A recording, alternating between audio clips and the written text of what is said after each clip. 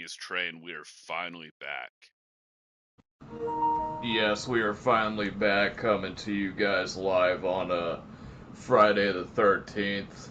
Um, don't really know how I feel about that. Shane ended up picking a pretty interesting day to come back. And not only did we come back on Friday the 13th, but it is also Valentine's Day, so, you know, if you guys got your significant others or whatever, I hope that you guys have a good Valentine's Day. Let us know in the comment section what you guys got going on for Valentine's Day and what are some of your best Valentine's Day moments. But yeah, Shane, it's been a while. I mean, obviously we keep each other updated through texting, and I'll hop in the streams when I'm able to. I've seen that you've been streaming a lot of Madden and doing all that, but I guess over these last however many times it's been, how have you been doing lately? You know, honestly, bro, I've been all right, man. Not gonna lie. Um, it is the 13th of Friday, bro. Like, the folklore on that. No, I've been streaming a lot, bro. I almost lost my mind earlier this week on stream. Like, a couple games were just pure, BS, and my brain was going crazy, man. And one of the biggest things I freaking hate, I almost swore, but like one of the things that I freaking hate is, dude, like how toxic people are. Like the one guy, when he realized he was gonna beat me, the microphone went on, right? So I'm like, I turn it on, and he's like, dude, he's probably like 15 or 16 or 17, bro. High pitched voice, sounded like I sucked helium out. And I'm like, "What's up, man?" And I like you can ask Rose, you can go back if you're a paid member and listen to the stream. I wasn't gonna be aggressive. I wasn't gonna be anything. The first thing that he told me, bro, is go jump off a bridge, go wrap a rope around your neck, go just get rid of you as a person. You're like just some horrible stuff. So I was like, damn, bro, really? Like you're like that? And he was just going on and on and on about it. And then I was just like, damn, dude, people are this toxic because like you know me, Trey. I will get into some fun trash talk, but like that was like A, it was out of left field, but B, like I didn't even know how I felt arguing, even if I wanted to argue back with like a pre-pubescent 14-year-old, or man, I hope he was, because he went through puberty, man. Hey, I guess shout out to my high pitch post puberty guys, I guess, man. But like some people are wild, bro. Um, it's probably the good thing is, Trey, is that like if I do money games and tournaments next year, which I'm really hoping to do more of. I mean, my toxic side will probably come back a little bit because A, it gets in their head. B, I know they're gonna do it, and C, I'm not gonna be as nice about it. But like, I will never, ever, ever tell somebody just for no reason to like go commit Harry carry, if you know what I mean. Um, Other than that, like basically, just been in the gym 6 days a week for the last 6 weeks.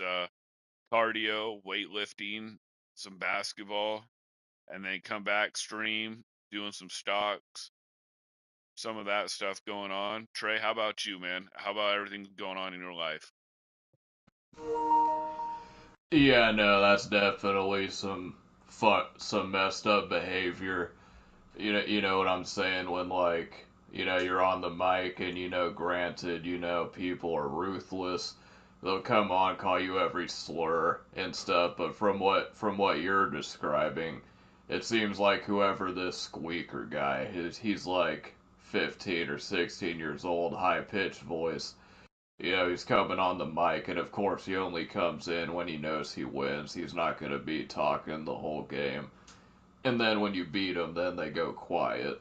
But that's a satisfying feeling. But, anyways, yeah, that's definitely next level, I think. And, honestly, I hope that guy can touch some grass and, stop with this whole toxic behavior. But, from what you're describing, Shane, he's a young guy, so hopefully he can turn his life around and all that stuff. But no, I've been doing good. You know, not much has changed. Just been going to work and grinding. I've also been playing some Madden on the side, Madden and college football. Been playing a lot of college football lately. I think that the game is good. The one bad thing about college football is Stadium Pulse. I did not like Stadium Pulse at all, and it's just such it's a way for EA Sports to make people want to play Ultimate Team because it's impossible to play Stadium Pulse when you're on the road and you're like playing online with regular teams and all that. But it's definitely good. I mean, it's good to be back on the podcast for sure, and I'm looking forward to staying consistent with all this and just keep progressing forward. So my first question going into this new podcast in a couple weeks is MCS, right? We had the last chance qualifier. Clef ended up winning, and you fast forward to the Madden Bowl, and you get Drini. Drini made the finals. It's been a while since he made it. You know, he was considered to be one of the young up-and-comers back in Madden 18, and he gets the W over Astro. Now, I don't know how much you've seen of the Madden Bowl and all this type of stuff, but, you know, what is your reaction to seeing it, and how surprised are you that Drini, of all people, wins the Madden Bowl this year? You know, I did tune in enough. Tuned in to LCQ live because we had two of UMC members, now one UMC member currently with us still. Edgar, shout out to him, that was in it. And then in Madden Bowl, I watched a little bit, man. It was a lot of I mean, it was high scoring games for the most part, and I'm like Drini's always been pretty good at offense, so I'm not shocked when an offensive player wins. And he was never far off to me, so I mean, I guess I'd be like just a little bit like the odds. Like if you did the odds, maybe like I would probably say once I saw him like the third or fourth person there. But um, for me, basically, it was it was fun to watch, and it just like I don't know, man. Like when I watch it, bro, I see the same thing, like the same plays, and all it is if like somebody makes a better read or they adjust just a little bit. But like it'd be a little bit more cool, in my opinion, to have a little bit more variety, if that makes sense, Trey. Like have a little bit more variety, so like the people that made a live event, it's not just meta, copy meta, and then, adjust a little bit, and that's your winner. But I think that they're going to have a hard time trying to beat the adjusting, or not a hard time beating the adjusting, but I think they're going to have a hard time with a variety of different types of players making a live event if, the meta's so OP, and like if there's a runner, they definitely don't want runners really to make lives, in my humble opinion. I know it sounds like a conspiracy theory, but if you go back for the past like 4 or 5 years, they basically have three down linemen stopping the run game. Um, yeah, maybe one or two squeaked in that run enough, but like I'm talking about, like they really want to make you pass more because, in my humble opinion, again, that's why they have three down linemen stopping the run. You stand behind the defensive tackle. The defensive tackle dumbs out.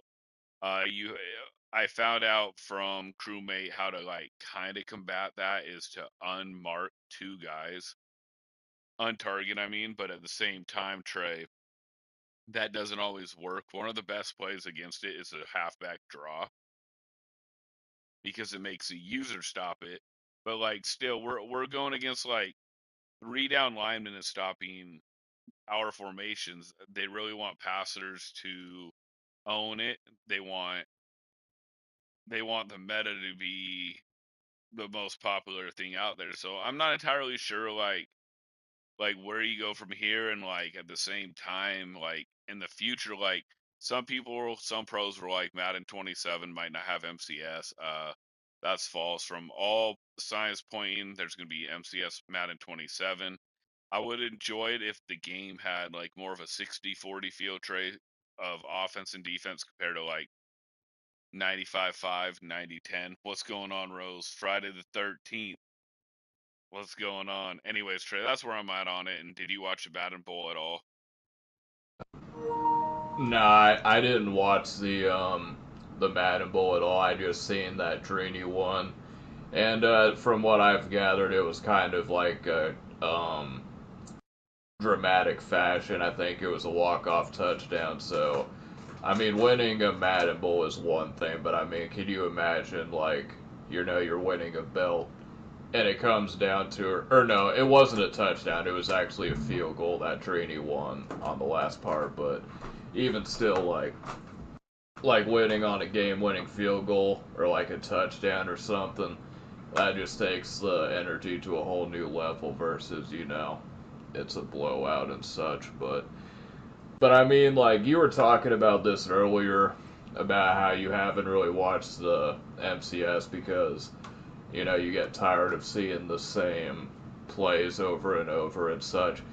Do you think that there's anything that they could do to make you like tune in and be entertained by it, or do you think you'll always be kind of whatever? Like, so, like is it more so like the plays themselves, like you get bored of?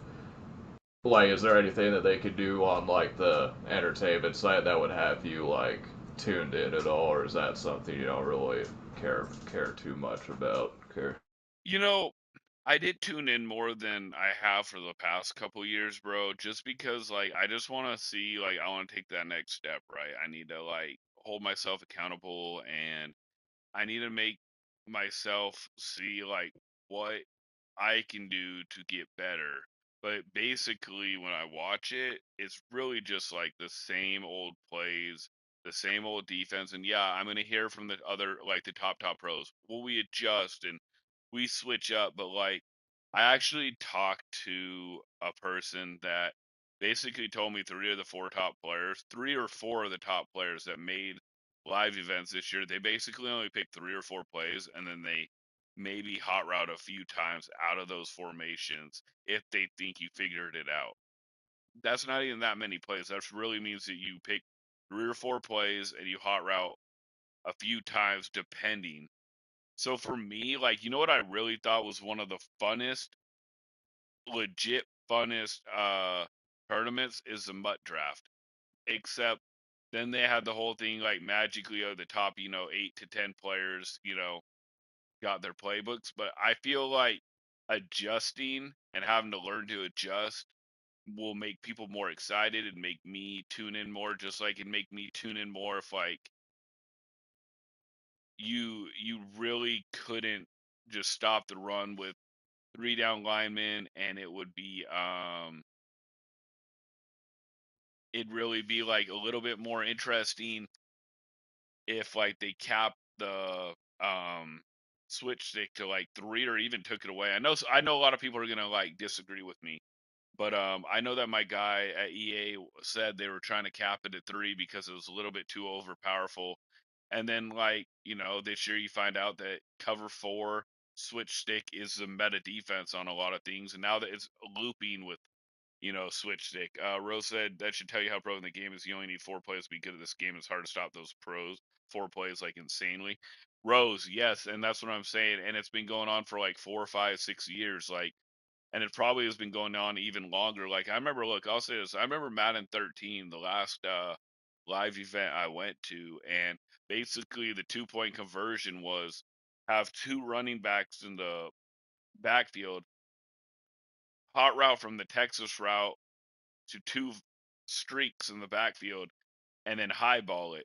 And then whatever user went to that running back, you'd throw it to the other running back so the computer would be dumbed out against it because they wouldn't react. And I mean, so it happens, but like how you combat it is if you are like, okay, these pros want to stay in, and I hate to keep like beating a dead horse by being like 3 down lineman, dollar, dime, whatever you want to call it, but like have weak box come back, have pancakes come back. They have to get out of that, right? They have to get out of it. You have to adjust. And like some people have come up with like, oh well, it'd be cool is if like there was a cool down method like some franchises have. I'm not on that side, but like I think people like it that bring that up because it make you have to use like all parts of your brain. And what I realize is like back in the day, Trey, is that I used to use custom playbooks, right? And basically what a lot of the pro players that I played and beat enough, they didn't like it because there were so many plays in it. And at first I was like, oh, well, you could have every money play. But back then, I didn't really use money plays, bro. I just used my own that I liked. And what I realized is, yeah, it's a little OP for sure. I agree on that aspect of custom playbooks. But at the same time, they didn't want to have to expand their brain. So, like, when they put out those ebooks and they are like, hey, gun bunch X nasty, whatever, I'm making it up, but gun bunch X nasty, and then you want to do these few hot routes, and then on the other one, pick this play out of gun bunch, and then do these hot routes, and then flip it. But that's all they're doing on offense. Like, just like my guy told me that, like, 3 or 4 of the top live event players this year, matter of factly, that's all they did. It's going to make uh high level top pro live event people be able to eat up people who buy their ebooks or who buy ebooks and copy the style because they know how to stop it. Just like when I put out ebooks, Trey. Like when I put out ebooks, I knew how to stop my plays, bro. I knew what combinations would stop it. So if you want to make the game grow even more, and I'm talking about even more, let more plays be better overall, I guess is what I'm saying. And yeah, people are like, yeah, well, like then go find it. But there's a reason why certain plays don't work and certain plays do. And I'm not going to get in that whole like conspiracy about 3 down linemen. But that's where I am, Trey. Like if they bring Mutt Draft back, that would be exciting. That would make you have to adjust. See how many top pros are good at adjusting, or if they would just cry about whatever. So that's where I'm at on that, Trey. Yeah, no, for sure. So you talk about the 3 down linemen, and it is true what you said. Going back to Madden 13, there's always going to be stuff that you see in the game, and you're thinking, WTF? You know what I mean? And some games are worse than others.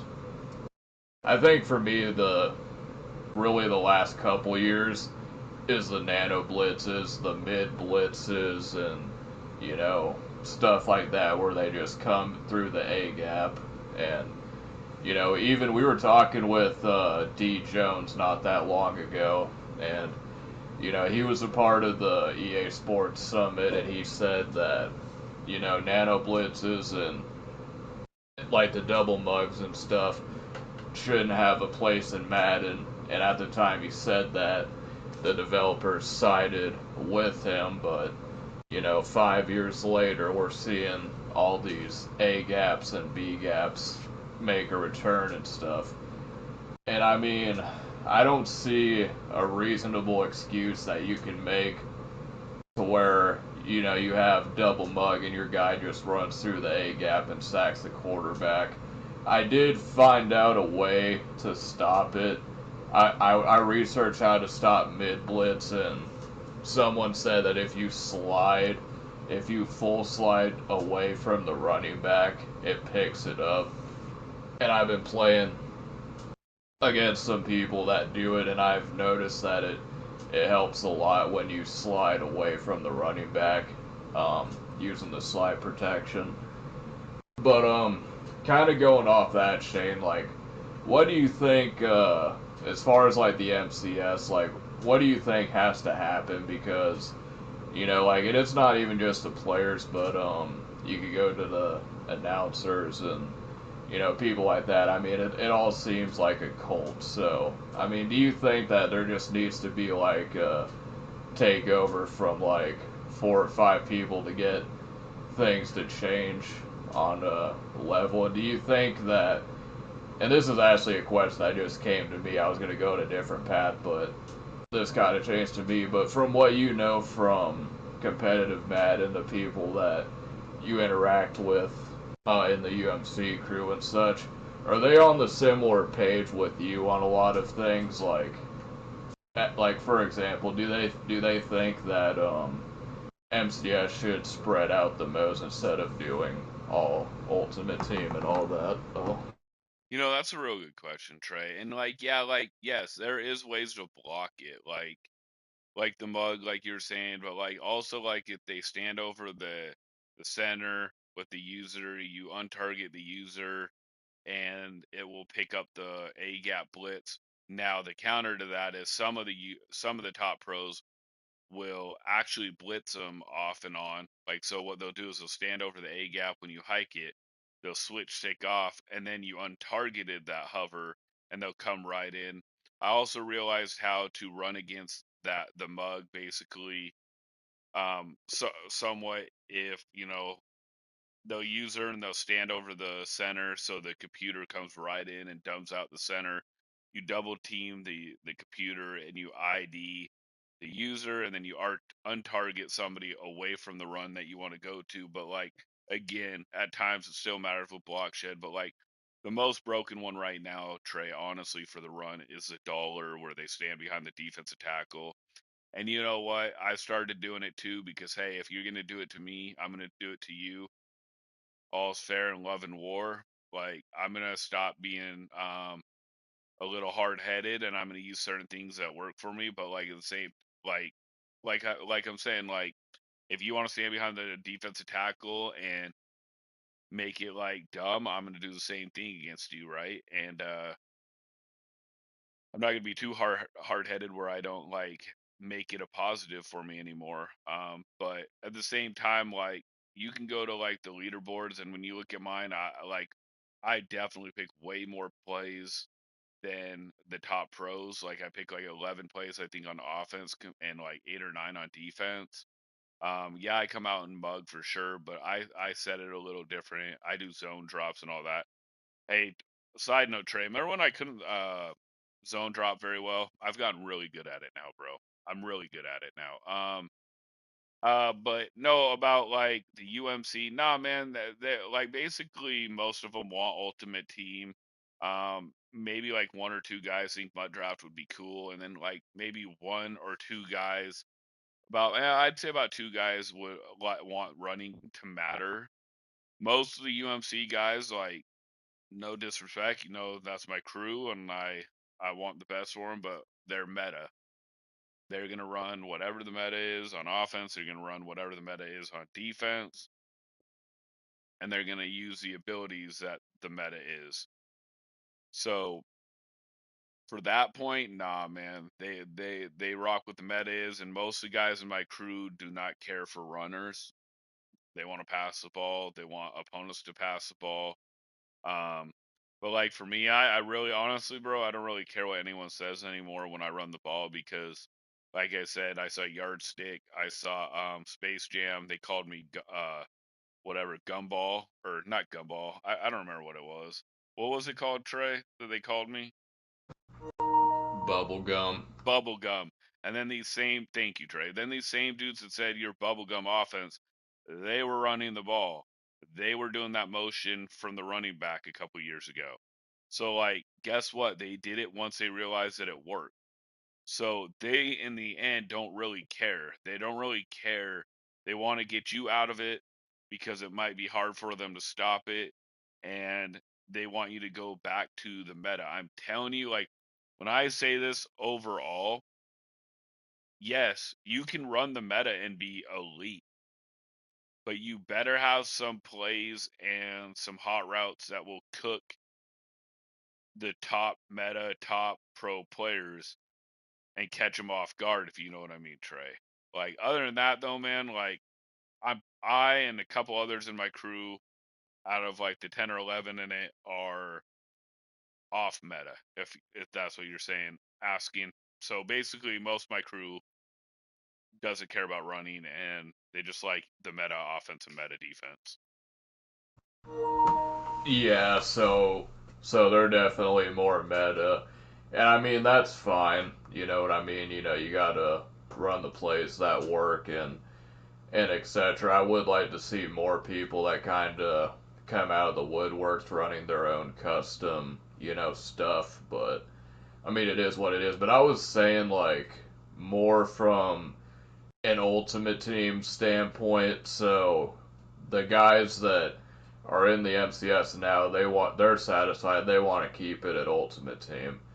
And from what you're saying and from what you've explained in the UMC crew, the young up and comers, they also want Ultimate Team. So like what do you think has to change? Like, do you think that there's anything that could happen to where people like maybe you get some new people that kind of see this and say this is ridiculous, like this can't be, you know, sustainable and competitive if you have to spend all this money to even have a chance to compete. But I mean, like, in your opinion, do you think that, anything could be changed for stuff to get better, at least to go back to how it was when you had more versatile game modes across the MCS? Honestly, if you want to know my honest opinion, no. I like, I mean, they're doing like Rose and I talked about it just recently when I was streaming. They're doing $300-400 for like 3 players for Super Bowl. For the Super Bowl, bro. MCS is done. So they're just doing it just to do it, for to have 3 cards so people buy those cards and have like the best cards in the game right now, but they're crystals or whatever. I mean, I literally dropped like 250 during the MCS for 2 players or 3 players for crystals. And then 3 days later, trade, they dropped like even a bigger bundle that you needed. Like, literally, Henry, I think, spent like 15,000. Most pros spent between like 7 and 9K, and they play a hell of a lot. I think honestly that's one of the biggest reasons I think Madden 27 MCS is already locked in and it's going to happen. And they asked, hey, what do you guys want to see from Madden 27 MCS? Because they realize that no matter what people do and what people complain about, Trey, all these streamers, all these top players are going to buy a buttload of money.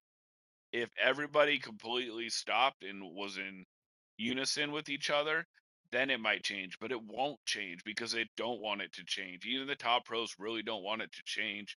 It is a little bit of like a cult like group and like a little tight knit community, the top 30 pros, top 20 pros, because the money interchanges, right? Just like the elites of the elites in the government and celebrities. You don't see them like changing money with me or you or Rose or anybody out there that's in our pay grade. No, they're rubbing elbows with each other, even if their politics. I'm not getting political because we don't do that here. But even if their politics are vastly different, they're still rubbing elbows with each other, while the minions, which are us, are fighting with each other over that. And it's just like in the Madden community, like you literally had Henry say, "No, I don't want," and this was last year, no, I don't want the pay grade or the payouts to go to more people. I like it the way it is. Well, if you really wanted the game to grow, if you really wanted it to be like like a huge, huge thing where like I think only 21,000 did the tournaments this year. I finished in the 300s. Like I'm pretty proud of myself. I want to be in the top 100 next year overall. But like you only really had 21,000 compete out of all the copies that Madden sold. Um, a lot of the people, yeah, there's some people that don't know about it that spend a bunch of money and do MUT and don't even do MCS, but they spend tons of money and they're good. Some don't have time on the weekends, but like if you want it to change, Trey, it has to start up from the top. It never starts from the bottom. It has to start from the top because even if like from the bottom, you, I, Rose, a few of the UMC members are like, you know what, we're not spending any money. It's not going to matter if you have streamers and pros that are in the top 50, top 100 spending $8,000 to $15,000 each. You think anyone's going to listen to us, Trey, if people are dropping $8,000 to $15,000 per MCS year? No, it won't happen like that. And then, like, if you want it to grow, you could, like I said, top 100 finish, or if you make a single elimination, that's top 544 out of, like I said, 21,000 people. Like, so I don't even know what the math is right now, but let's just say the top 3% make single limbs. You could give them a free bundle, like a free value bundle of $99 for making it. You don't have to give everybody like $500 cash for making single eliminations and so on. But you know how much it would grow the game, grow the community if like I made 544, got beat the first round, but then I got $100 bundle like store credit. It'd make more people want to play, right? So you'd have more people watching, more people would be streaming, more people would be involved. Instead, like you got the top head honcho pro Madden players that like want all the money for these certain amount of people because they know they're that good. They're not really worried about growing the game, Trey. They're worried about themselves and worry about monopolizing the whole Madam system. You see what I'm saying? Does that kind of make sense what I'm saying, or like did I go completely off rails? Yeah, no, I mean, I get what you're saying. They only want to worry about themselves and kind of monopolizing, stuff. But I mean, that's the definition of a cult. You know what I'm saying? It's like, you know, if I know that I have the amount of money, whatever it is, 8,000, 15,000, and I know that I have that money, if I'm making Ultimate Team and I know that I have the money, then yeah, let's keep it the way it is because you're eliminating the random people. I mean, it is a cult, but I also think that, in my opinion, even going back to when Madden community first started, I think it's kind of always been like that to a certain extent, to where the Madden community doesn't really like outsiders too much. And I'm not talking about the Madden community just in general. I'm talking about specifically when it comes to professional players. Even going back to any era in professional Madden, I get that vibe from them that they just don't like, the outsiders coming in. And I think that's one of the reasons when you see someone like D. Jones kind of come in with no affiliation, it kind of bothers them, and they kind of make him out to be the bad guy and everything. So yeah, that's kind of where I'm at with it. But you brought up the Super Bowl cards, and I did see that. I saw that not too long ago, and people were definitely up in arms when it comes to that. Like you said, it was like $300, $400, like some ridiculous price on that. But I know that you've been playing MUT. You didn't sell your team. You're still grinding with the Seattle Seahawks theme team. So are you having fun? I mean, I know that the gameplay is whatever. You're running into looping blitzes, three down linemen. People get on the mic and tell you you need to end it all and all that other corny, toxic stuff. But I mean, other than that, would you say that you're having fun playing with the Seattle Seahawks theme team and playing Madden this late in the year? You know, I am overall, and the biggest thing though, Trey, for me is like I'm even caught in that like I don't want to say like gambling addiction because it's not that. It's for me it's more the urge to have the top players. It's not a gambling addiction for like what I can pull out. I just don't want to make myself be lazy and make excuses for, oh, well, if I had a better team, right? It's more like that. I want to hold myself accountable. And yes, you don't always need the top team to beat other people. Like, I beat a guy who had all 99s, all Super Bowl players, the Kenneth Walker. I mean, like just 99s, and I made him quit in the first quarter. So yes, if you're better, you can beat people who have better teams than you. The problem is, and like Rose and I had this discussion, is like there's a reason why in MCS everyone has the best teams available that you can possibly have because there's too many good players. There's too many top elite players. You need to have even playing field, and that's where it gets an issue of like, oh, so it does matter. Like when pro players try to tell me like, oh, it doesn't matter how good your team is, and then and then like a couple months later, that same person was saying, oh, I need to have the best team. That's why I lost. Which is it, buddy? You know what I mean?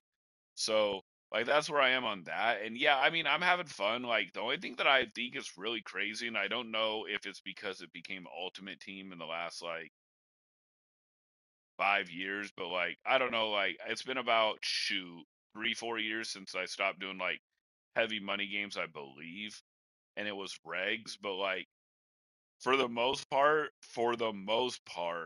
it has gotten a little bit dead, even for like tournaments. I'm like the people that I know aren't really doing tournaments anymore, and these guys are legit pros. Like some are, but a lot are kind of done already, and it's just wild to me because Trey, you'll remember this. Like, you used to watch me on stream, and we used to talk and party up while I was playing money games all the way into June.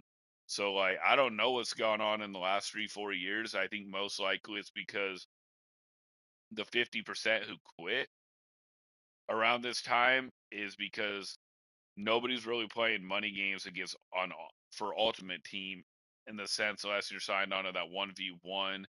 But like other than that, like it's usually regs. Well, if I haven't played regs all year, I'm not gonna want to play for Big Bread in April or March. You know what I mean? Where like so they just quit like because there's no point with Ultimate Team. There's no tournaments. Like they need to figure out how to make the year, especially if they're trying to make $300-400 off of 3 cards for the Super Bowl packs. They need to make a way to have MCS last into like March or April, like the one year. You remember when they had the Madden Bowl in April, bro, and everybody ended in like February, March? Then you can do that. Rose said she played squads. It was 50-50. One game was complete BS. So far, it's been 2 wins, 2 losses. One last night, 21-14. One today, 28-14. Drake May, 43 touchdowns, 17 picks. That's really good, though, Rose. That's really good. But no, overall, Trey, like I've been having fun. Like I've been having fun streaming, but like I'm trying to stay locked in. You know what I mean? But like I really miss doing money games, bro. I really miss doing money games, and I really miss doing tournaments for money. Like that's where I'm at it. Like, but overall, I'm having fun. But hey, here, remember how we were talking about unique plays? Rose said it on the podcast with me and you right now, and you said and I said it. So I'm in the top 13 leaderboard for MUT. We got uh, we got 4 legit pros in the top 13 right now. So like some top pros are still playing, which because they're on 1v1 tray or a players lounge and stuff like that for their like big tournaments that they get invited to and all that. But listen to this. So unique defensive plays. The number one ranked guy picks 1.5 unique defensive plays a game. On offense, 5.5. The second best player, 4.5 on offense, 2.5 on defense. The third best player, bro, 3 offensive plays to 2 defensive plays uniques. The fourth, 3-2. The fifth, 6-1. Number 6 actually has 10 offensive plays that are unique, but then only 2 on D. So basically, going through the rest, it's basically I can average of 4 unique offense plays, Trey, and 2 unique defense of plays. That's the problem right there. That is why casual to even good players get bored and don't want to play anymore. Because look at that, bro. You got basically 4 plays on offense that you have to try to guard and figure out with some hot routes, like my pro buddy told me other pros do, and then 2 defensive plays they pick and they hot route. And here's what I'm gonna say: like, look at me. I'm at 11 offensive unique plays and 7.5 unique defense plays, and it makes them look like I picked almost 3 to 4 times, Trey, more defensive plays that are unique than they do. And then on offense, I pick almost 3 times more unique offensive plays than them. That and like, let's not do hot routing. Hot routing, I'm at 44. They're anywhere between 30 and 80. So like, I'm right in the middle of that. So really, that is basically answering your question, going a full loop, full circle. When and even Rose was like 3 4 plays. That's terrible. Right there, it shows top 12, top 13 trade. They barely pick any unique plays. They pick only a couple on each side. Don't you think that's pretty bad, or am I wrong on that? Yeah, I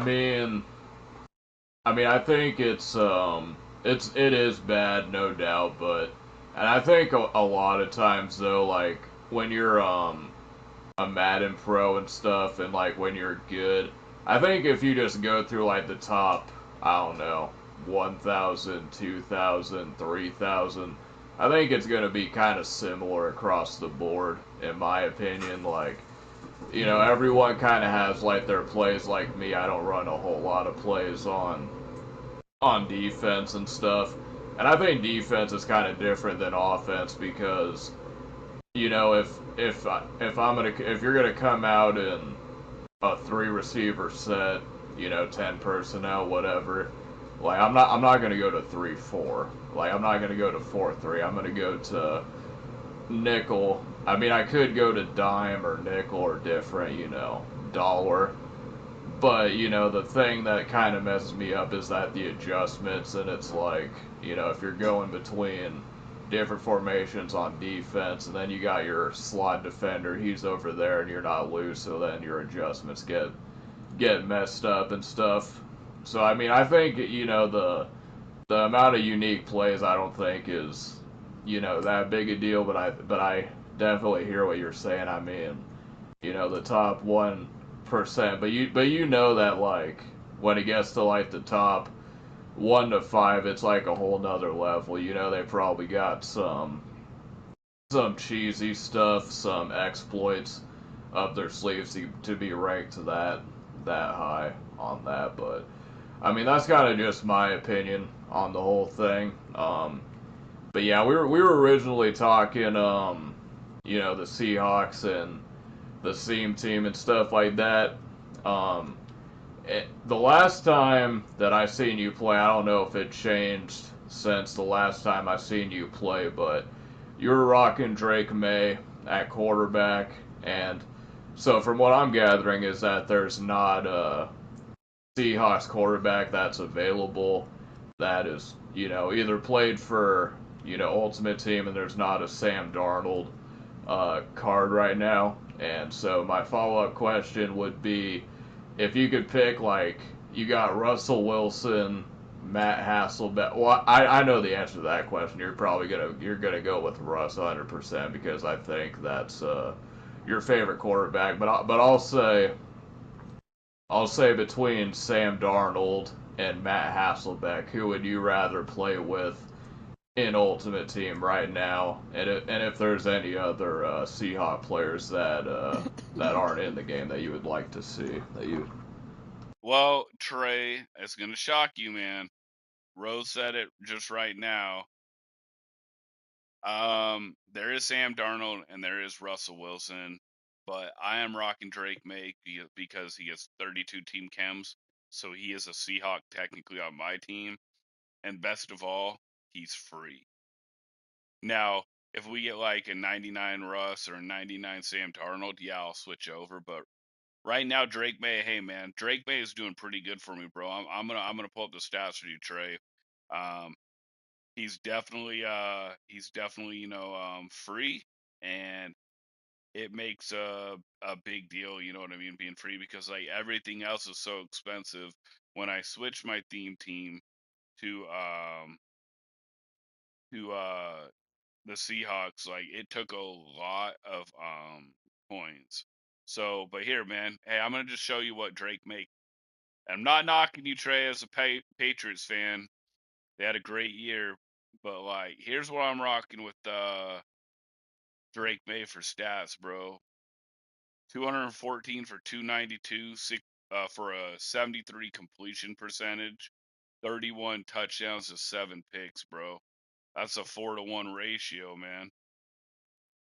Uh, Rose actually said, ask Trey what he thinks about Will Campbell in an Amazon driver uniform Photoshop pics. People are trolling him after the Super Bowl. I don't know what that is going on. I must have missed that, Trey. Do you know what she's talking about? Nah, I'm not too sure what she's what she's talking about. The Amazon worker and like the AI. The only thing that I could kind of think of is that if that could be in reference to if like they're trying to troll Will Campbell and try to say that he didn't have a good game and that he's the reason that we lost, which I don't believe personally, but that could be the only thing that I could guess going from that. So shout out to Rose for being in here. I don't know if there's any more context to that, but let us know. But yeah, Shane, so going back to the original question, you got Matt, what did I say? Matt Hasselbeck and Sam Darnold. Like, I guess, like, not even Madden, but, at this point, as a Seahawks fan, who are you going with between Sam Darnold and Matt Hasselbeck in their prime? And then is there any other Seahawks that you would like to see get added into Ultimate Team, or do you think they got them all for the most part? For a Seahawk QB, like if I could pick, like who do I really think in real life is better, Darnold or Hasselbeck? Yeah. Yeah. Yeah, I mean that's a hard one, bro. Like, I mean, side note, I don't know if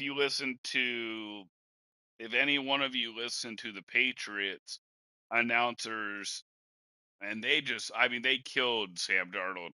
Basically said he was trash, and I'm not even joking when I say that. Like, they basically said he sucks, and they can't believe he can't beat him. Like, he's not good. And I'm not joking. You go play the mic'd up version on YouTube on that. Rose said basically Will Campbell made a comment saying if you can't play left tackle, you need to be like an Amazon driver. And so people have made him photoshopped into an Amazon driver face. That's wild. Um, you know, I don't know, man. I think Matt Hasselbeck's better a little bit. I know he doesn't have a ring, and I might be wrong, and maybe it's because I was young, but I definitely thought like Matt Hasselbeck's a little bit better, but I could be wrong because Darnold had a much better showing in the playoffs than Matt Hasselbeck. I believe Russ is by far the best Seahawk QB. So that's where I'm at on those guys. What would be cool for like us old school Seahawk fans as a QB would have like Dave Craig or Jim Zorn come out. But they're so old, I'd probably never happen, Trey. All right, so yeah, those would be the two quarterbacks going back to the olden days. So yeah, I've been putting this. We'll talk about the Super Bowl and stuff like that. I do want before we get into that, I want to talk patches, right? There's probably been like a few patches, come out since we last talked. I'm not sure when the latest patch that came out, but would you do you expect them to do more patches since we reached the end of the NFL season, and things are gonna die down? And as someone that covers the patches, this is probably, I don't know, year 3 or 4 that you've been covering patches. on a consistent basis, is this kind of the time that they don't really patch the game much, or do you think there'll still be like a few more patches spread out until Madden 27? You know, there will most likely be at least two more, Trey. At least two more. I would say probably three. At least if they're going off of what my guy said to me in the past, is that they go off of they kind of put out patches during the off season of Madden, which is like spring and summer, to see if players like it and give feedback, which people do more than I would ever do.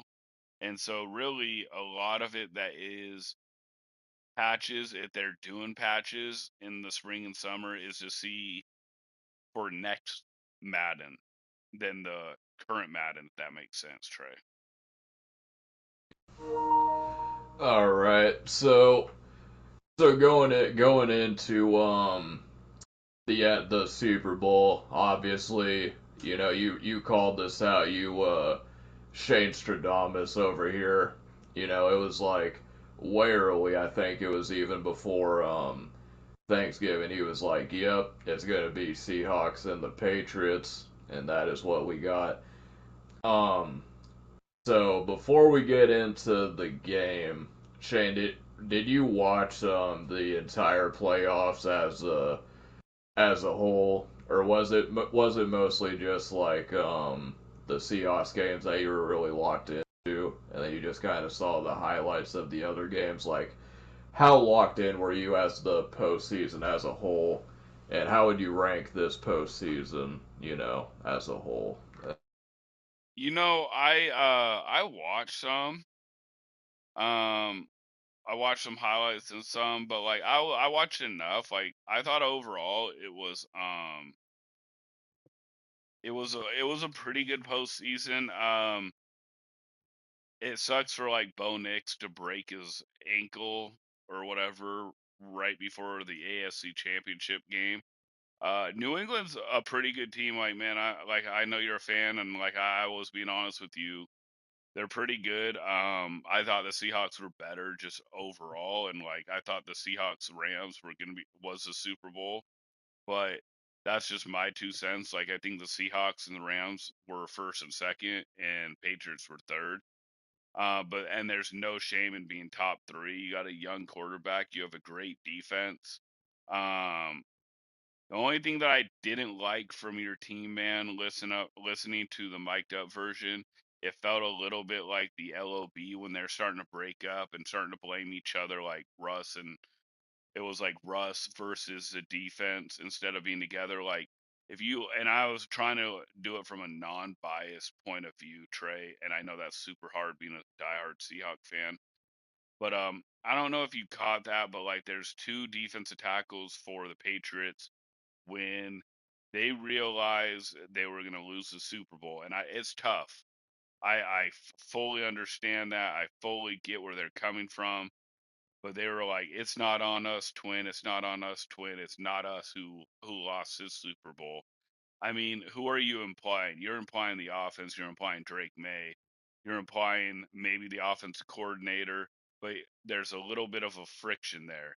And I was going to get to that and ask you what you felt on that because if you switch to the Seahawks, you got Ernest Jones saying, hey, if you got a problem with Darnold, the whole scene goes to throwing picks against the Rams or whatever, the 4 picks in the regular season. If you got a problem with my quarterback, then F you, basically. I mean, he said it. Other Seahawks players, offense and defense, were loving Darnold, and Darnold led the league in turnovers. The only thing that I was a little bit like, I feel like you guys will be back. The only thing that I didn't like is it felt like a defensive versus offensive like friction by a little bit of blame, where it made me have like flashbacks of the LOB versus Russ. I mean, did I take it wrong? Like, what's your feelings on that? Or are you fine with them saying that, or did you not know that they said that at all? Yeah, so the clip that you're talking about, I have seen, and there's been like some mic'd up, videos spread out. So the two players that were featured in the clip is you got Milt Williams. He was the guy that we brought in. He won the Super Bowl with the Eagles a year before, big money free agent. The other guy, Christian Barmore, he's kind of a diva. You know, there was a situation last year where he got pulled over, and you know he kind of was and being mean to the police officers when he didn't need to be. So he kind of has a little bit of a diva mentality, I would say. It is interesting that you brought it up. Another thing, you know, the Super Bowl happens. Um, Rookie left tackle Will Campbell. And you know how the NFL works. You know, it doesn't matter if you win or lose. You know, you have to talk to the media after a loss, after a win. You know, coaches, it's their obligation. Well, Will Campbell was fined because he refused to do the post game press conferences, and I got flamed because I said, you know, it's a bad look when you're like it's one thing if you're a veteran, but if you're a rookie and you're fresh in the league, you haven't really earned anything yet, and you're already kind of saying, I don't want to do this because I had a bad game or I felt some type of way, whatever, and when I said that, and then people were all like, well, who cares about the press conferences? But they're missing the bigger picture because, in my opinion, big things turn in or little things turn into big things. So what happens if he gets away with this? And granted, he talked to the reporters the following day and he apologized for it. So let me make that clear. But my whole thing was if he gets away with that once, and then who's to say that he doesn't do it again because he feels like, you know, if he doesn't want to talk to reporters and fill out his obligations, that he's not going to do it again. So that's kind of what I was saying with that, but like they released the mic'd up, and it's kind of interesting because I know the clip that you're talking about. I watched it and I couldn't pick up the audio. Like I couldn't really pick up what they were saying, so I don't know if I just didn't hear it. But from what you're saying, it sounds like they were saying it's not on us, and that they were kind of blaming the offense, and so those were kind of the vibes that you got, like in the when the Legion of Boom vanished, was that the defense would blame the offense and then vice versa. But Yeah, so with the two guys that you're saying, you said their names. I forgot. I think you said like Milton on one of them. They said, go ahead. Was it Milton one of them? yeah, I was just gonna say Milton Williams and then Christian Barmore. Okay, so they like on the audio it said one of I don't know who's who, man. So I apologize, but like one of them said it's not us, twin, and the other said yeah I know, and then he goes yeah it's not on us, twin. It's not us. It wasn't us. And then one of them said we'll be better. We'll be better next year, which is fine, but like you know what I'm saying. You're still kind of putting a little bit of a crack with each other, if that makes sense. Like it just I don't know, man. And it could mean nothing, bro. It could mean nothing, but I would go off an insinuation of they're kind of blaming the offense, like our defense did as much as we could do. Of course, we're gonna eventually crack. I mean, I think they gave up what a touchdown and 5 field goals, but like I mean, they're one of the field goals were from a fumble from Drake May on New England side, and then a touchdown was a pick six. So like they're not entirely wrong. And yeah, sometimes you forget that you're mic'd up and you get frustrated, you say stuff. Like I'm sure I said stuff like in basketball tournaments on a way lesser scale that if I was mic'd up during that hot moment, might be like, "Oh, he's a bad teammate." So I'm not going to say they're bad teammates, but it did bring me back to the Super Bowl and LOB. Like the Seahawks, this Seahawks version seems better than the Seahawks version of Legion of Boom and Russ and even Pete and Marshawn, because these guys seem more together. And yes, let's see if like a terrible loss happens. Will they be fractured? Will they fight? Will it not matter? Is it all just a facade because they won? It could be. But like, like the Russell Wilson throws a pick at the 1 yard line and locker room has a hole in it from somebody punching in the wall. Um, they're trying to they're throwing people under the bus. They're hating on it. It's kind of like I never heard this, Trey, and I don't know if you ever heard this. So you remember when Russell Wilson had the bad game against the Packers, but then threw the game-winning touchdown to Jermaine Kearse to go back to the Super Bowl? Yeah, he threw 4 interceptions and then you had to recover an onside kick. Yeah. Correct. Yeah, and he threw the deep bomb in OT. Crowd goes crazy. Well, Jen Mueller, which is a sideline reporter, is like, "Hey, Doug, what did Russ say for the OT drive as your QB?" And Doug Ball's like, "Russell Wilson ain't say bleep. He didn't say bleep." Like, right there, that's it's like I feel like that Seahawk team had a lot of individual egos, and I'm not even gonna take away from Russ because Russ probably did too.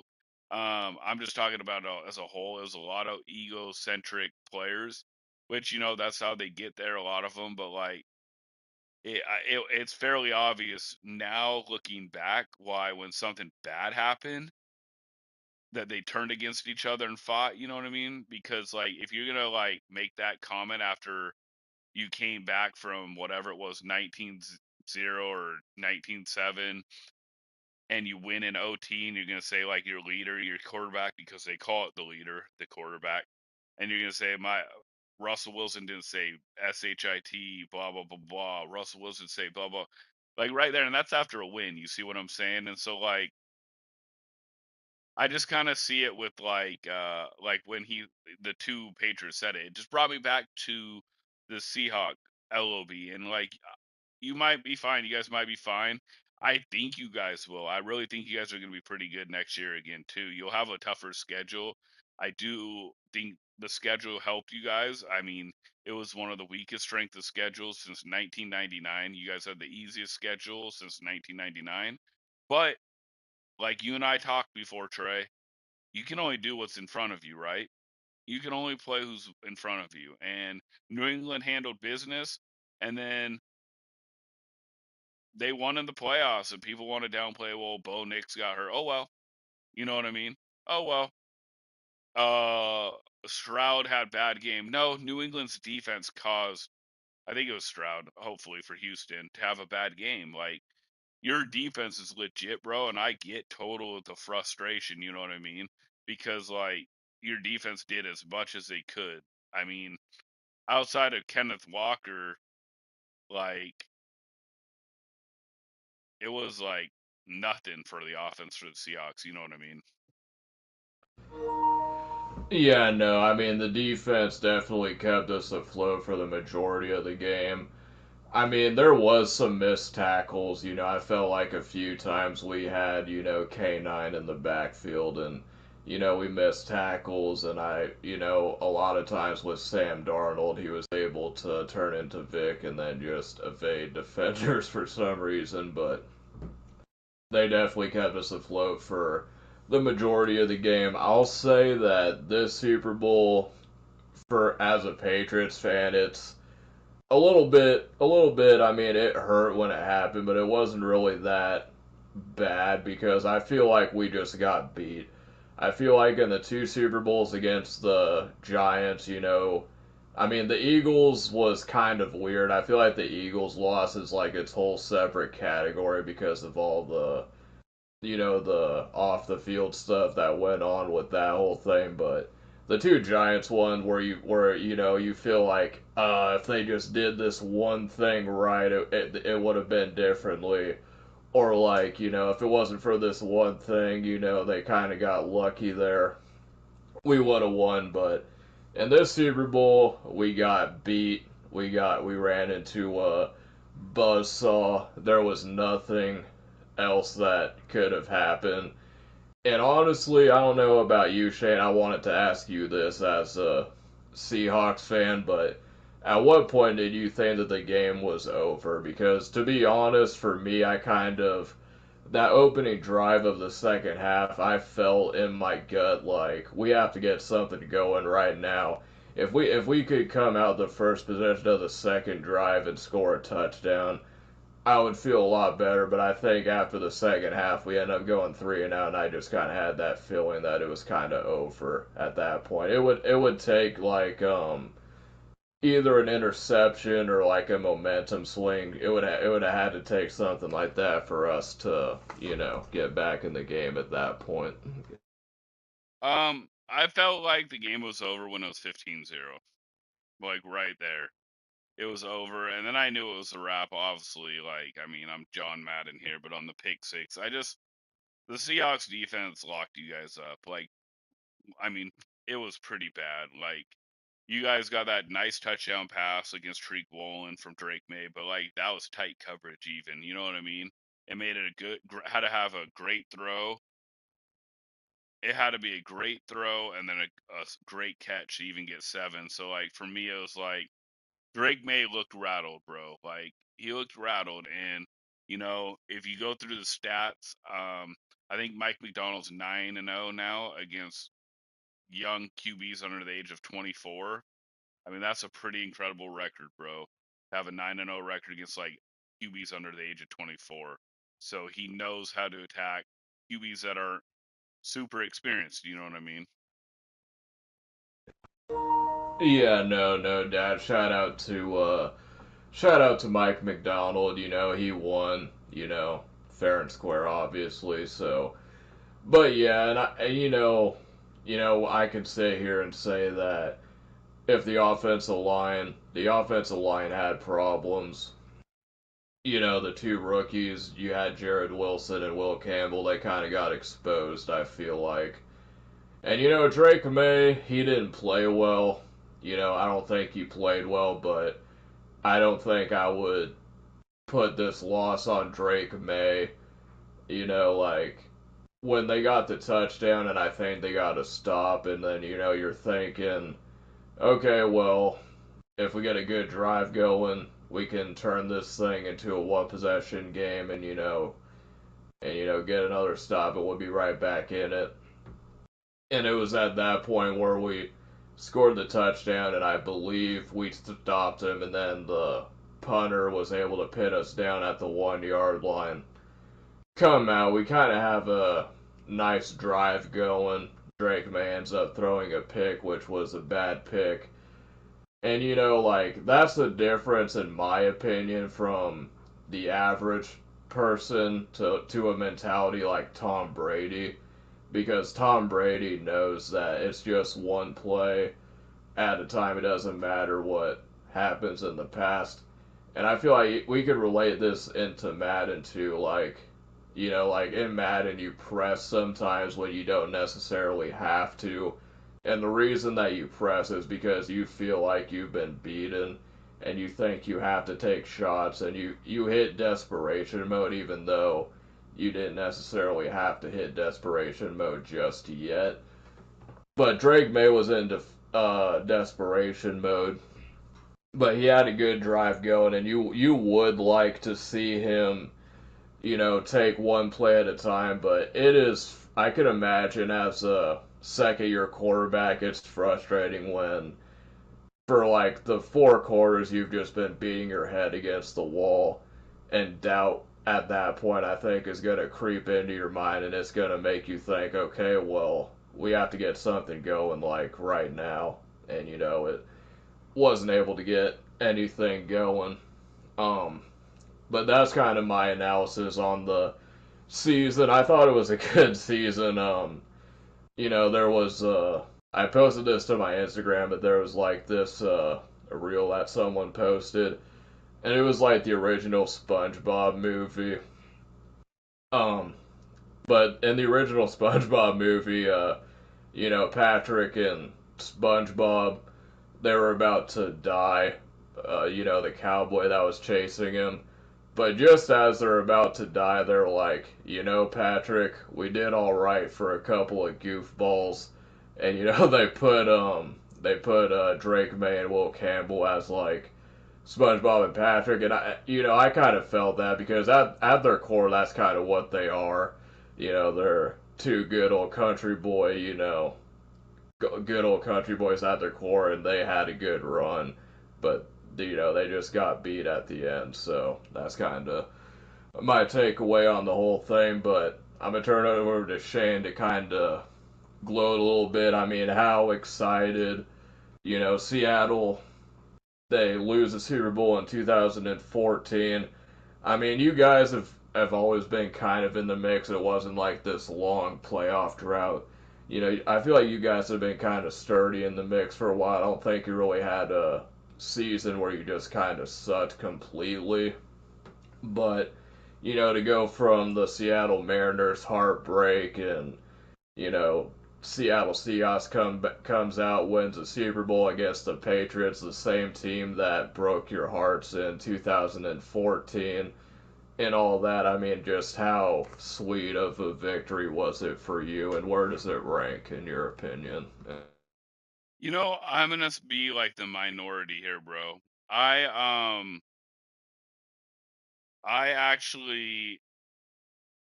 actually got over like the Malcolm Butler interception like a couple years later, and I think it definitely helps that we had a Super Bowl very, very recent, actually the year before, and then that happened, and like yeah, it sucked for a couple years, but like it's a whole different team. Even getting the get back against you guys, like yeah, it was cool, but like it's a different team, different players, obviously, different coaches and all that. So like for me it was cool, but like nothing's as sweet to me as the first one. Like I was still hella excited and was like, hell yeah, but like the first one's always like I don't know. It's like it's the first. I guess like it's just a little bit different, but like I was really pumped. But like I do think that they can win a couple more Super Bowls with this coaching staff and the players. So like we'll see how it goes. I think New England will be back. Hopefully, man. What makes it even better is the Mariners are starting here in the next month and a half, and I need a World Series from them before I die. Trey. Oh yeah, you got the the Seahawks. So all you need is their Mariners. I did want to get your opinion on the coaching side of things. I don't know if we like covered or if we were doing the podcast in like in the postseason, but I wanted to get your opinion on Sean McDermott. The Buffalo Bills lose to the Broncos in the divisional round. Josh Allen, throws 4 picks. And then in a shocking twist of fate, they actually fired Sean McDermott. And, they replaced him with Joe Brady. And there's been a whole lot of others. Mike Tomlin, for the first time in a long time, is not going to be with the Steelers anymore. And they brought in Mike McCarthy, which I know a lot of people did not like that. And, I always forget which Harbaugh it is. They all look the same to me. I always get their names mixed up. But for the Ravens, he's not gonna be there anymore, and they got goddamn, what's his name? I'm drawing a blank. John Harbaugh. Todd Monken. Oh, Yeah, never mind. yeah, the new Ravens. Yeah, the new Ravens head coach. He's also kind of an older guy, and I think the Bengals are the only one in the AFC North to not have a coaching change, which is which is crazy to me. Zach Taylor somehow like retains his job, if I'm correct on that whole thing. And then to bring this full circle to the Super Bowl side of things, your offensive coordinator Clint Kubiak going to be the head coach for the Raiders. How do you think he's going to fare with the Raiders? And just kind of, I know I dropped a lot on you to unpack in that one, but what is your whole take on that? I'm not sure how Clint Kubiak will do with the Raiders. To be fair, I think Sean McDermott got the short end of the stick. I'm kind of like, wow.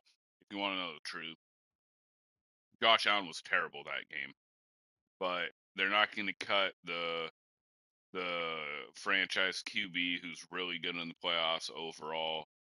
So they wanted a fall guy, and that was him. And Mike Tomlin, I think it was kind of like the Pete Carroll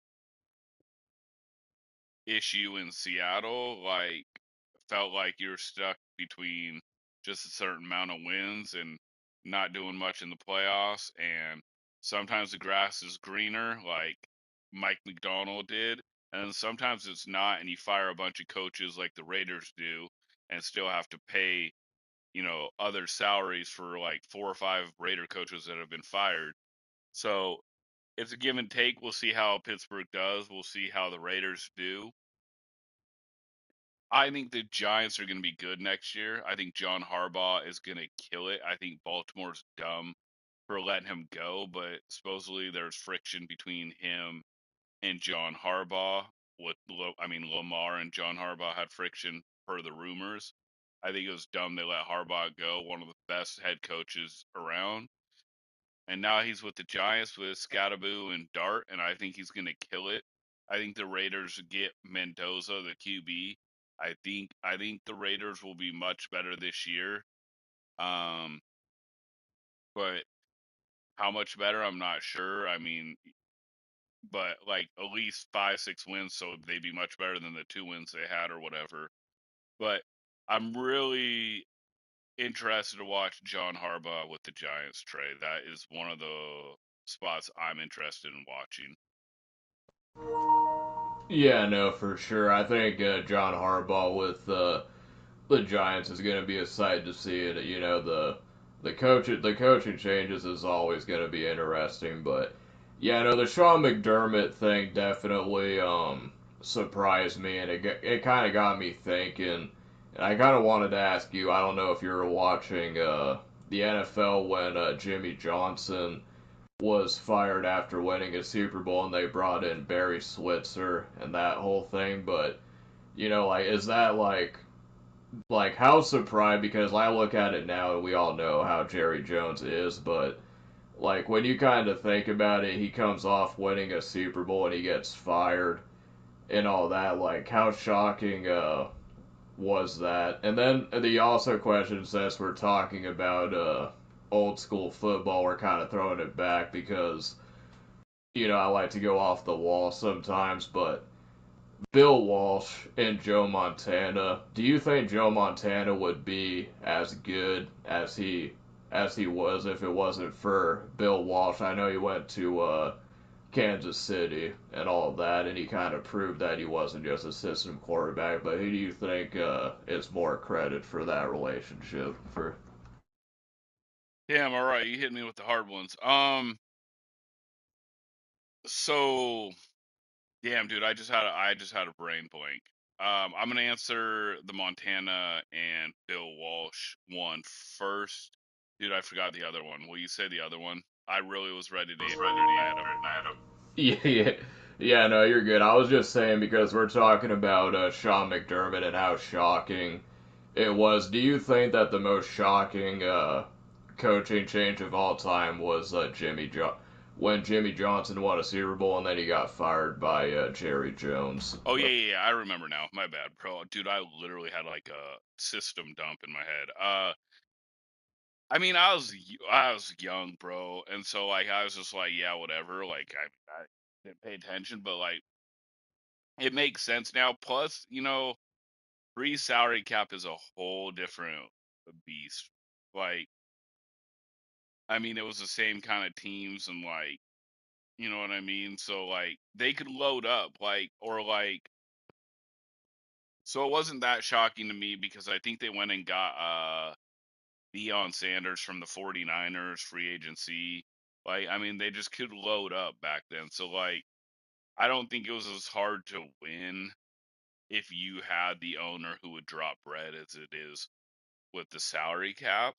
Um, well, then why didn't people do it? Well, some people have way more money. Some people want to play for the franchises that are famous, hence the Cowboys, the Steelers. Like, the Patriots weren't anything back then, and neither were the Seahawks. So outside of that, and then like the other thing is like with Joe Montana, I think Joe Montana would have been great anywhere, but Bill Walsh definitely helped with the West Coast offense. So he gets a lot of the credit, and then it helps that Joe Montana played with like a Hall of Fame roster. I'm not going to take anything away from Joe Montana because he was obviously a Hall of Famer, but at the same time, I believe if you put Dan Marino on the 49ers, he wins as many as Joe Montana did in that era because of the teams, if that makes sense. Yeah, no, for sure. It's definitely. I mean, the West Coast offense was definitely pivotal, and like you said, the salary cap era is definitely it makes a difference and all that.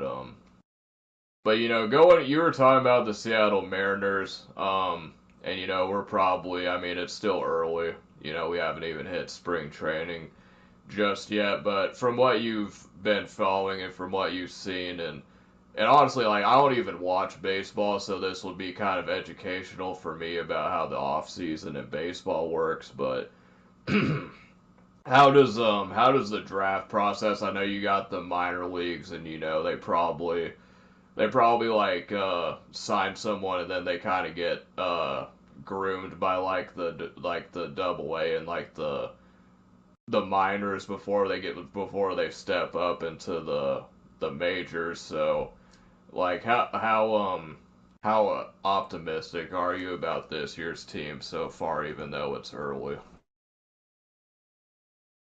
You know, I'm really optimistic. The only problem is like there is no salary cap, so people are arguing about that. But like for me, it's like what it is. But like the LA Dodgers are like the villain to most. Like the villain to everyone because they like have basically paid for everyone. Like I think they have all five starters would be the best pitcher on any staff outside of like maybe like five or six teams. You know what I mean? But so the Dodgers are picked to win it again, but the Mariners are supposed to win the AL West division, go back to the playoffs, and then it was us versus the Yankees to go to the World Series is like the prediction. So I'm pretty excited on that. The Mariners have a really good team, and the best team doesn't always win because if you went with the best team, the Dodgers would win the World Series again. But you play the game, man. Yeah, so I'm excited because the Mariners are supposed to be really good. They're a playoff team. So if they don't make the playoffs, Trey, it's a huge letdown, bro. Yeah, no doubt. So we've reached the segment. It's been a while since we've reached this segment of the podcast. Excited to bring it back, but we got a Would You Rather segment for this one. And Shane, you've had a lot of time to prepare for the Would You Rather segment. Do you have a Would You Rather question for us? Do you? Of course, bro. Like I always like Would You Rather, man. It makes me happy. Not gonna lie, Trey. It's like it's one of my favorite things to do. So I got a little bit of a funny one, man. Would you rather wake up butt naked in a forest 5 miles from home or be in your underwear at work, Trey? Um, I would probably choose underwear at work. I'm not really self conscious about. I mean, I'm insecure about some things. Like I'm not gonna be like, oh yeah, I'm not insecure about my body or whatever. But am I that insecure to where I would take that over being naked in a forest and have to find my way back home, even if it's just 5 minutes? I mean, at that point, I would probably say my fear of being in the woods outweighs my insecurities on being in my underwear at work. What about you, Shane? You know, See, the one thing for me is like, I don't know, man. I really wouldn't care either way, bro. The only way I'd worry about being in underwear at work is like, do I get arrested? Do I like get fired? But I'd take probably the underwear at work, bro. There's another one, quick one. Do you have one for me? Because I got one that I'm actually interested in.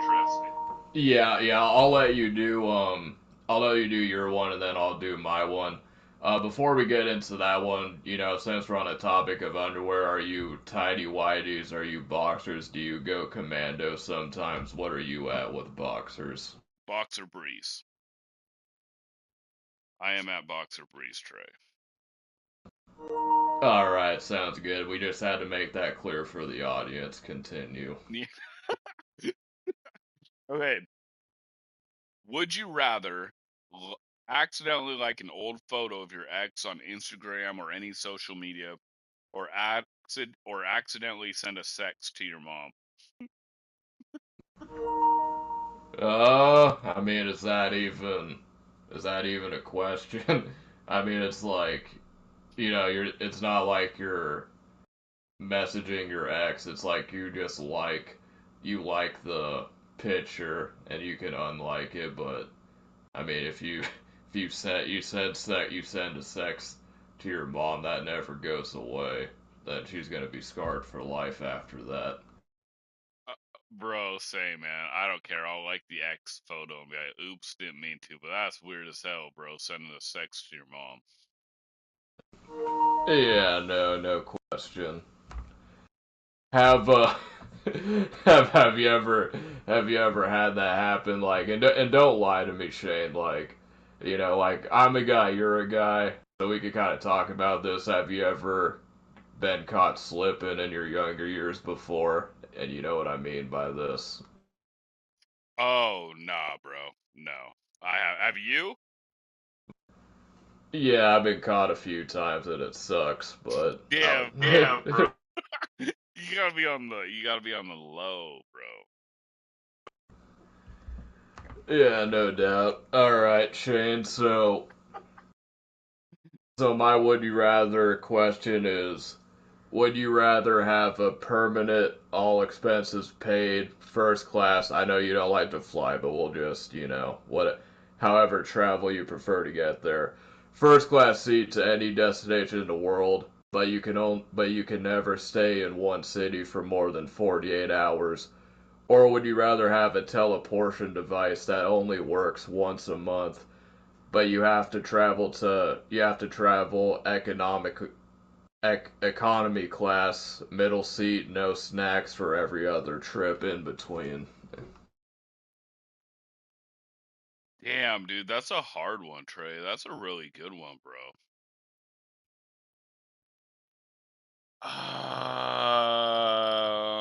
You said the first one's 48 hours in one city, and then you move on. Yeah, if you take the all expenses paid class, you can choose any destination in the world, but you can't stay in one city for more than 48 hours. I would go with the first one then, Trey. I think that'd be pretty cool. Like, let's just say I have a $1 million RV, right? Because you said any transportation, correct? Since I don't like to Yeah, fly. correct.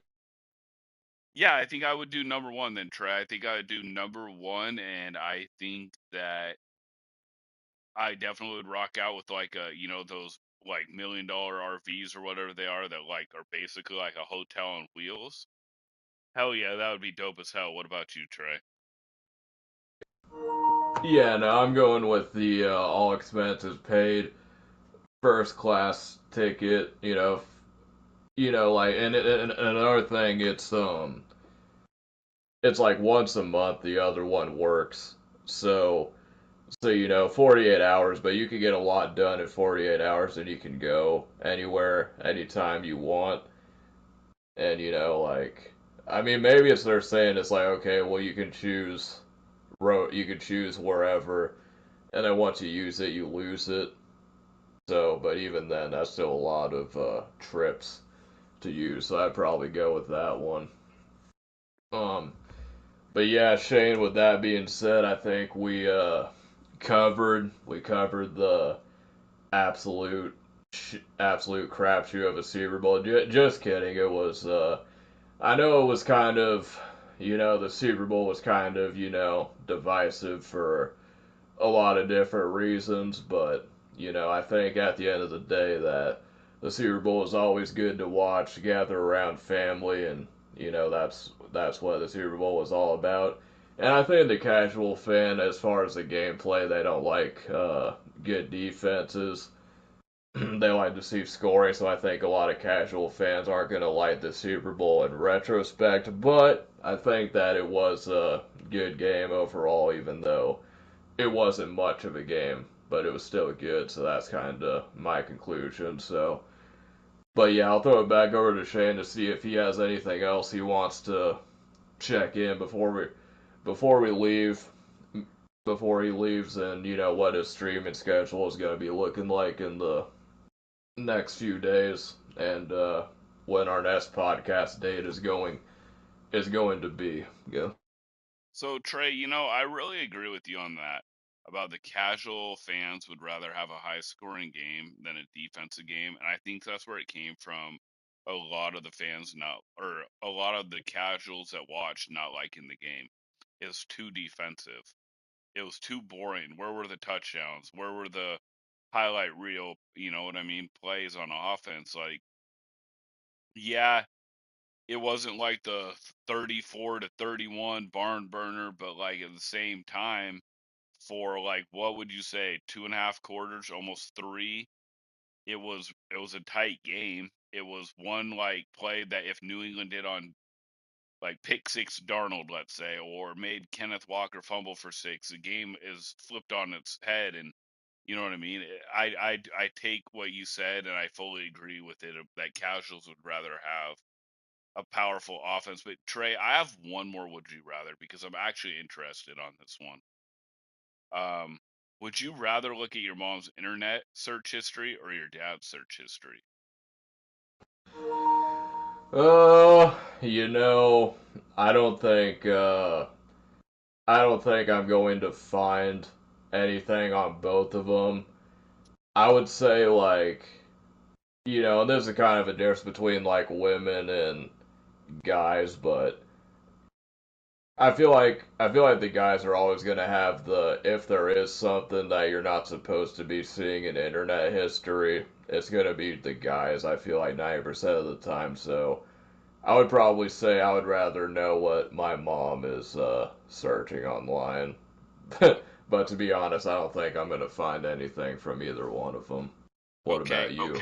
So for me, it'd be my dad. He doesn't have a smartphone. He has like the old big block looking phone still from like the early 2000s. He's an older guy, doesn't really care about like that stuff. But I know what his search history would be about, and it'd be like the news and the weather, bro. So I know that's what it'd be about. That's all it would be. The weather updates, weather radar, news, what's going on with the news, some sports, you know what I mean? But that's about it. Like, so for me, I would definitely like my dad's a super safe bet on that one, bro. And and wrapping up the whole thing, like, so probably won't be streaming tomorrow on Valentine's Day. Sunday, we'll see, but probably not. And then Monday through Thursday, again, I will be streaming in the afternoon like I've been doing. And like I said, man, I really, really hope next year I do tournaments and money games outside of the MCS because then I'll probably be streaming at all different times again, like late night, how I used to in the past. So that'll be cool. Hopefully that's my goal, anyways. And Trey, have you never told me like are you doing any more money games to stream, or are you just like kind of done with that? Yeah, I'm definitely gonna be doing some money games. I kind of took a little bit of a hiatus, but I'm gonna come back and who knows, there might actually be a stream of me doing money games this weekend, maybe. So if you want to stay up to date on that, make sure to check out the Trey is Raw YouTube channel. So we'll see. Okay, bet. So yeah, that's a good thing. Like that'll be fun, bro. Just make sure we don't match up in the future. Nah, we know each other. We won't. But yeah. So I mean, do you have anything else to say, Trey, or can we wrap it up, or do you want me to wrap it up? Oh yeah, no, we can wrap it up. The only thing that I gotta say is appreciate you guys for tuning in. I know we took a little bit of a hiatus, but we're gonna hit the ground running. Shane's always been, grinding and stuff like that, and you know, we it's good to be back from hiatus, and we look forward to, doing this whole thing again. Try to come up with, and Shane and I will brainstorm some ideas we can do for the podcast to make it more entertaining, especially since we're getting into the off season. Madden's gonna be done, and we'll be talking about baseball, and we'll try to get some other interesting stuff for the podcast later down the road. So we'll see what happens with that. But yeah, Shane, you can close us out for this one. All right. So we will be back February 27th. So 2 weeks from now, February 27th, with another episode of the podcast. We always appreciate you guys tuning in. I know some people listen, you know, once this is off air. So shout out to you guys. But come check Trey's channel out. Come check out mine if you're bored when I'm streaming. Watch me yell at the clouds like an angry old man. But anyways, yeah, for Trey, I'm Shane, and this was West Coast Podcast. We will see you on February 27th. Thank you so much, guys. I really appreciate it, and we will talk to you soon.